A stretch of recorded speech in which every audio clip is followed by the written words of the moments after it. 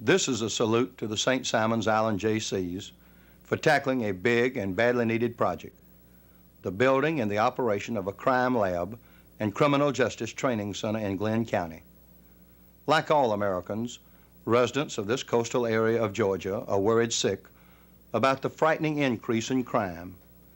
The criminal is getting by with more and more because of a serious lack in training and detection aids for our underpaid and understaffed police and sheriff's departments. But in St. Simons, the Jaycees are stepping in, as they always do, to meet an emergency that threatens the lives and property of all citizens. When this project is completed and in full operation, then the property owners will feel safer than they do now. Then many mothers will not be so afraid to take their children to public parks to play. Then the criminal will find the going much tougher. The project will serve a large area. What is needed now is the full support of business and industry, everybody, so that the St. Simons Island Jaycees can get this safety show on the road. This has been Bill Stuckey reporting to you from Washington.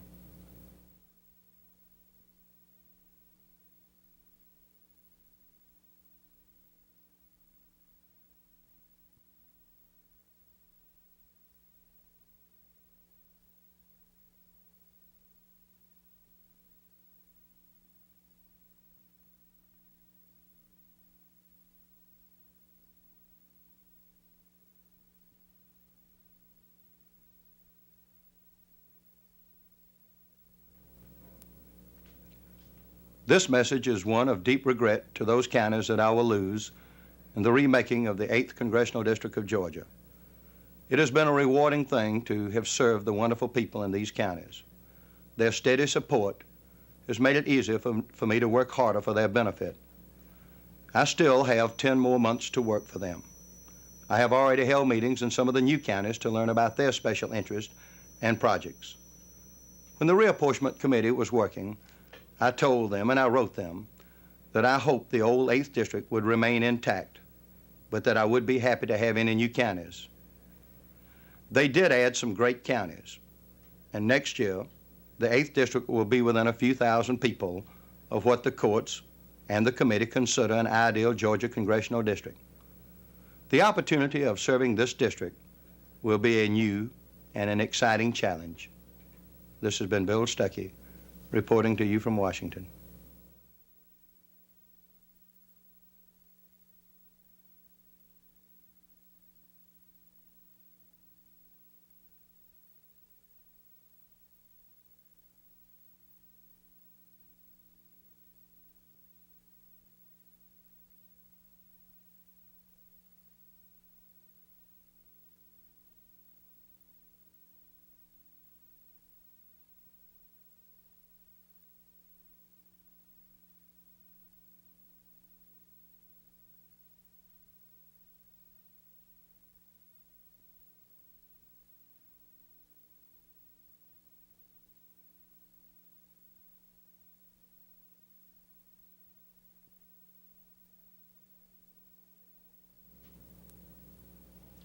At long last, the school busing issue is busting out all over, this time in the North as well as in the South, where it started, and in Georgia especially, where the legislature showed honor and good faith and wiped out all of the school segregation laws 12 years ago.